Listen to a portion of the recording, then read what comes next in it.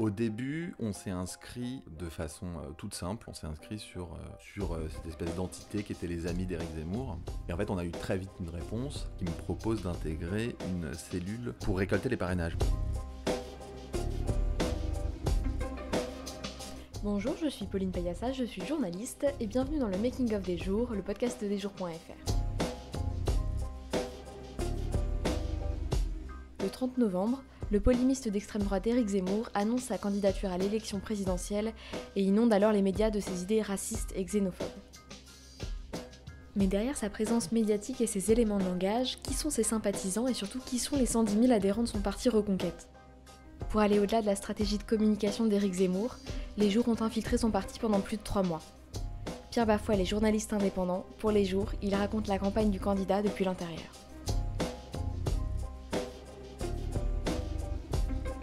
Donc, bonjour Pierre, pour les Jours tu t'es donc immergé dans le parti du candidat d'extrême droite pendant 3 mois. Est-ce que pour commencer tu peux nous expliquer avec quel objectif tu partais quand tu as commencé ton enquête ?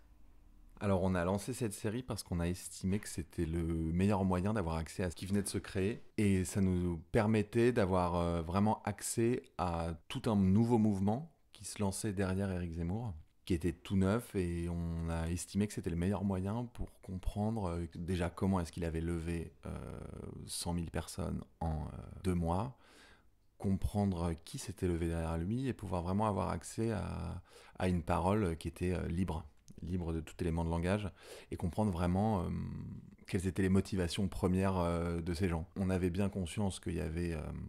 nombre de nos confrères avaient révélé qu'il avait des soutiens dans les branches de la droite vraiment très extrêmes, de l'ultra-droite, mais 100 000 personnes, a fortiori, elles n'appartiennent pas à l'ultra-droite.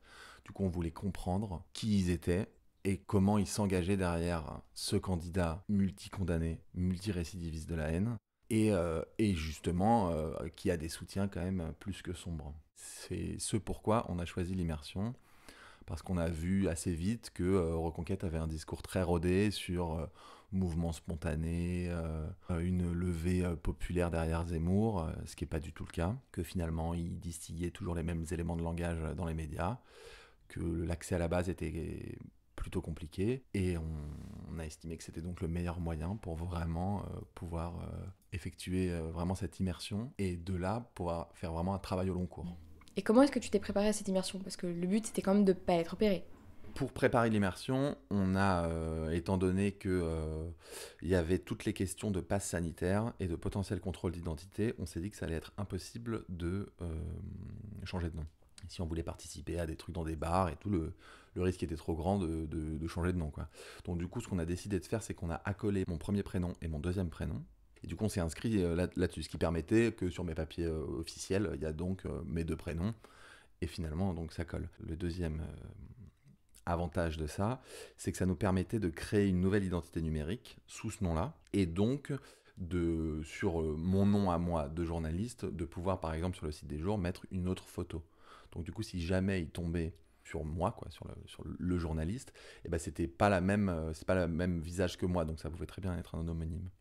Du coup, on a créé tout ce qui était compte Twitter, enfin j'ai récupéré des vieux comptes Twitter, des vieux comptes LinkedIn, des vieux comptes Facebook, et ça nous a permis de créer du coup cette identité numérique. Après, physiquement, il fallait aussi changer quelques détails, parce que j'ai pas forcément le profil zémoriste, bien qu'il n'y ait pas de profil en fait zémoriste. Et par exemple, petite anecdote, j'étais un peu inquiet parce que je porte les cheveux longs. Première soirée que je fais avec eux, je me retrouve avec 4-5 personnes qui avaient les cheveux longs, et du coup je me suis dit, oh là là, j'aurais vraiment pas dû me prendre la tête comme ça, et ils se regardent tous et ils font, ah vous avez les cheveux longs, royaliste ? Oui, royaliste. Donc du coup, c'est vraiment, il y a des profils un peu différents à chaque fois. Je pense qu'ils n'ont pas du tout cherché à en savoir un peu plus. Alors, est-ce que c'est parce qu'on avait très bien camouflé le premier profil ? Je pense pas. Je pense qu'ils n'ont pas contrôlé. Ils ont assez peu contrôlé. Et ils ont... Non, ils ont assez peu contrôlé, je pense. C'est-à-dire que j'ai pas vu, par exemple, de hausse de visites sur mon profil LinkedIn. On n'a pas vu de flux particulier autour de mon nom. Donc du coup, je pense qu'ils n'ont pas contrôlé. Ils s'y sont pas plus intéressés. Ils étaient surtout contents d'avoir des nouveaux bras, quoi. Et à partir de là, comment s'est déroulée ton enquête et quelle a été la première étape ? Au début, on s'est inscrit de façon toute simple. On s'est inscrit sur cette espèce d'entité qui était les amis d'Éric Zemmour, avant que Reconquête existe, c'est-à-dire un petit peu avant la mi-novembre. À partir de là, on a attendu, et en fait, on a eu très vite une réponse. Donc, des amis d'Éric Zemmour qui me proposent d'intégrer une cellule de phoning pour récolter les parrainages, parce qu'à l'époque, c'est le gros enjeu.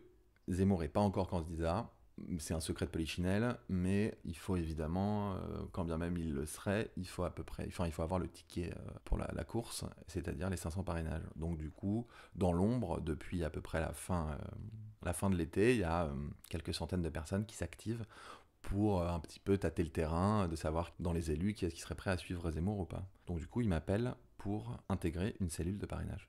Donc j'intègre une cellule de parrainage, ça se présente sous la forme d'un groupe Telegram, avec des réunions Zoom régulières, des formations, et en fait, très vite, on me donne accès à un fichier partagé où il y a des milliers et des milliers de maires, vraiment un gros travail qu'ils avaient fait en amont. Ça, c'est la première étape, donc ça dure quelques 2-3 semaines jusqu'à...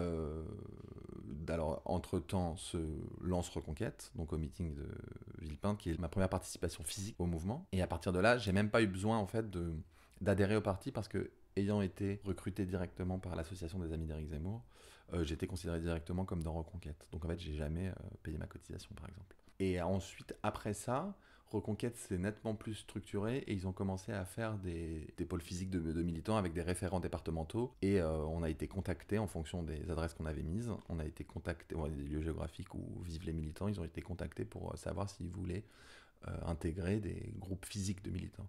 Et du coup, c'est à partir de là, cette deuxième étape, ça c'est fin décembre, où du coup j'ai intégré vraiment un groupe de militants que j'ai fréquenté tous les week-ends d'abord, pour faire du tractage tous les samedis et tous les dimanches. Ils ont créé autour de ce groupe une cohésion de groupe, c'est-à-dire qu'on faisait des petites soirées, des galettes des rois, des verres après les tractages, et on était tout le temps en lien sur les groupes Telegram. Et pendant les sessions de tractage, du coup, j'étais dans un arrondissement qu'on avait choisi à la fois, on avait choisi pour une raison principale, c'est que le nord de l'arrondissement est nettement plus populaire et le sud est bien plus CSP+, du coup, ce qui permettait d'avoir vraiment deux publics. Et on tractait sur les deux côtés. Et en fait, il y avait un peu trois catégories de réactions, quoi. Il y avait l'opposition frontale, où les militants se faisaient traiter de fachos, de racistes, ce sur quoi ils étaient souvent outrés. Il y avait ceux qui essayaient de discuter, donc où c'était s'engager des conversations qui étaient parfois un peu lunaires, entre c'était vraiment deux France fracturées, quoi, qui se regardaient en chien de faïence. Il y avait les soutiens tacites, ceux qui prenaient les tracts, qui faisaient un petit signe de la tête, un peu complexé du vote Zemmour. Et puis de plus en plus, il y a eu une parole qui s'est libérée, et vraiment le fait de donner un tract, de distribuer un tract Zemmour, avait des allures de blanc-seing, d'une parole xénophobe, raciste, qui se libérait à la vue du tract de Zemmour, et ça c'était assez frappant. Et après, troisième étape, j'ai commencé à recevoir les documents internes, comme tout ce qui est éléments de langage, etc. Et puis j'ai commencé à me rapprocher de différentes personnes, plus ou moins choisies stratégiquement en fonction de leur place dans le parti. Et à partir de là, on a pu avoir des informations supplémentaires. On est sorti de l'immersion 3 jours avant la première publication, donc dans la première quinzaine de mars. Et on a choisi ce timing à cause du format des jours, et puis parce que ça faisait 3 mois que j'y étais. C'est à la fois court, mais ça a commencé à faire long, et puis 3 mois, on a le temps de vraiment bien travailler. Et j'ai plus répondu. On avait hésité au départ à comment est-ce qu'on partait des cellules, mais finalement j'ai plus répondu et je me suis fait exclure très vite des cellules principales.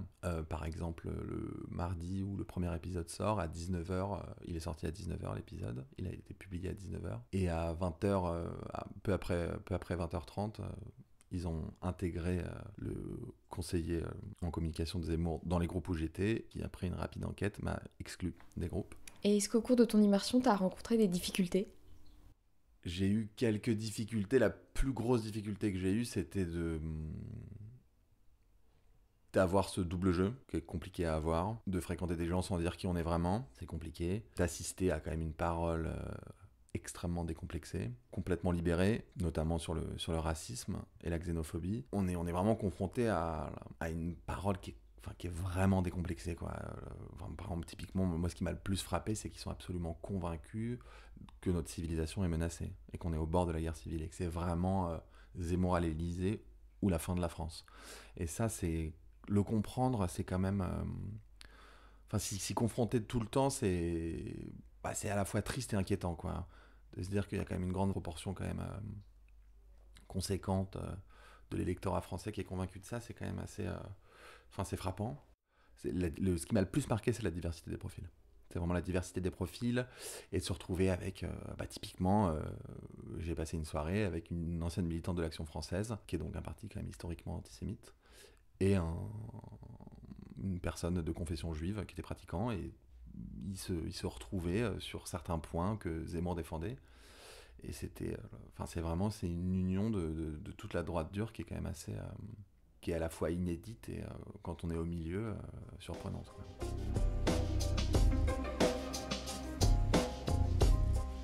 Infiltré chez Zemmour est disponible sur lesjours.fr. Vous pouvez aussi nous retrouver sur Instagram, Facebook et Twitter @lesjoursfr ou nous écrire à contact@lesjours.fr. On se retrouve très vite pour un nouvel épisode.